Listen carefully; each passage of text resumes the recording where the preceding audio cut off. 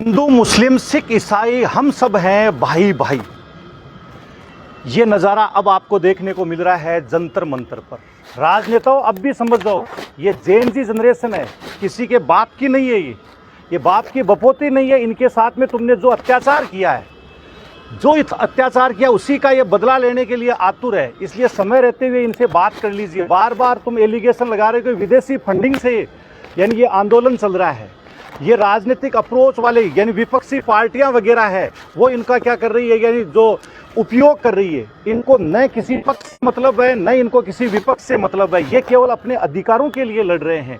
ये युवा है, इनके अंदर आग है।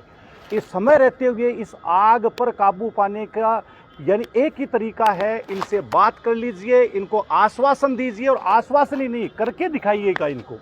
नहीं तो वो दिन दूर नहीं होगा जो आप भी सोच नहीं पाओगे। ये तख्ता पलट करना भी इस जेन जी जनरेशन को आता है। ये किसी की भी नहीं है जनरेशन। कम से कम अगर आपके घर में छोटा बच्चा है जो 15, 16, 18 साल का है, पहली बात तो राजनेता तुम्हारे घर में होगा ही नहीं छोटे बच्चे। अगर है तो उनसे उसकी मन की बात कभी कर पूछिएगा कि तेरे मन में क्या चल रहा है, देश के प्रति क्या जो भावनात्मक लगाव इन जेन जी जनरेशन का देश के प्रति है, वो आप लोगों का नहीं है। आप अपना पेट भरने में लगे हुए हो, आपकी कोठियां भरने में लगे हुए हो। आपकी जो संतानें हैं, औलादें हैं, वो विदेशों में पढ़ रही है। और आप किन लोगों पे एलिगेशन लगा रहे हो? सोनम वांगचुक पे आप एलिगेशन लगा रहे हो, जिसने देश को क्या क्या नहीं दिया है। क्या आपका क्या योगदान है? देश को खाने के अलावा आपने किया क्या है? सोनम वांगचुक ने सेना के लिए, युवा जनरेशन के लिए, सबके लिए किया। यहाँ तक कि जो इस प्रोटेस्ट को अगुवाई कर रहे हैं, उन बच्चों की एजुकेशन देखिए, कितनी शानदार एजुकेशन है। आप उन पे एलिगेशन लगा रहे हो। सौरव दास, उसके ऊपर आप एलिगेशन, कितना पढ़ा लिखा बच्चा है, लॉ के बारे में कितना जानता है। एक इंटरव्यू मांगा था उसने पूर्व चीफ जस्टिस का। पूर्व चीफ जस्टिस ने यानी इंटरव्यू देने से मना कर दिया। बंदे ने पूरी पोल खोली, 16,000 पेज के अंदर उसने लिस्ट बना करके पूरी पोल यानी पूरे देश के सामने रखी थी। वो सौरव दास है। उसको आप कह रहे हो कि विदेशी फंडिंग। अभिजीत दीप के जो अमेरिका के एक नामी विश्वविद्यालय के अंदर पढ़ करके आया, उसको आप कह रहे हो विदेशी फंडिंग से।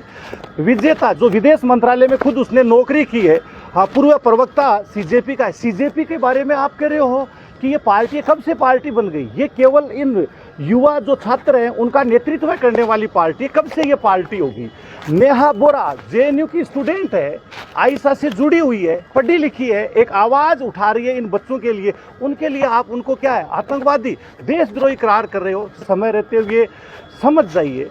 और विशेष रूप से मैं उन तमाम मीडिया वालों का, हिंदू मुस्लिम सिख ईसाई सभी का धन्यवाद ज्ञापित करता हूं, जो प्रत्यक्ष और अप्रत्यक्ष रूप से इन प्रोटेस्ट में जुड़े हुए बच्चों का बहुत बेहतरीन तरीके से इनका सहयोग कर रहे हैं।